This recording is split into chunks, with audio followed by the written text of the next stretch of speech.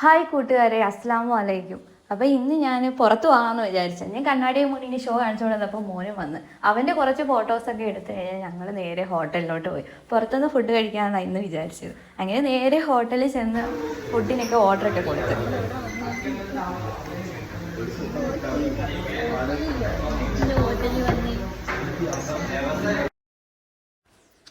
ഈ സംസാരിച്ചത് എൻ്റെ ബ്രദറിൻ്റെ മകനാണ്. ഞാൻ ഇന്ന് പോയപ്പോൾ അവനെയും കൂട്ടിക്കൊണ്ട് പോയത്.